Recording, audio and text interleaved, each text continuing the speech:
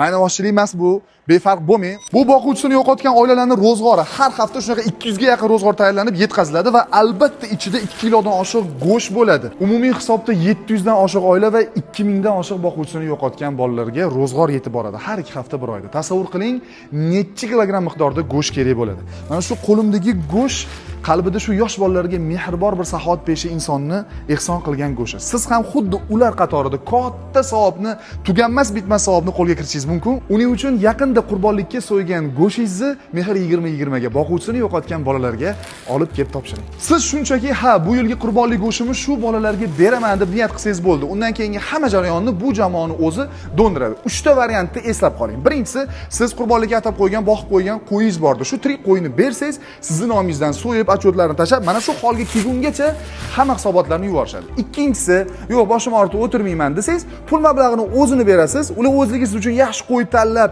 uni so'yib, mana shunaqangi holga kelgungacha yana hisobotlarni tashlashadi. Yoki bo'lmasa, o'zi so'yib qo'ygan go'shingiz bor, qo'y bor, uni olib kelib bermoqchi bo'lsangiz ham qabul qilishadi. Xullas, hech qanaqangi mashaqqat, muammo yo'q, go'shtlarni qabul qilishadi. Bu videoni meni qurbonlik qilishga mablag'im yo'q deb o'tkazib yubormang. Sizda xuddi o'sha savobni olish imkoniyati bor, yaqinlarga yuborib. Albatta, o'zi shundoq ham kerak emas videoni og'aynilarga yuborib yuribsiz, kerak emas videolarga like bosyapsiz. Bu videoga hozir like bosing, kommentariya yozing va hamma og'ayniga yuborib qo'ying. Qurbonlik haqida batafsil ma'lumotni shu videoning izohida, opisiyaniyasida olasiz raqamlari yoki profiliga kirsangiz, hamma ma'lumot berilgan videolar bor. Maynavozchilik emas bu, befarq bo'lmang. Alloh taolo hammamizga nasib qilsin.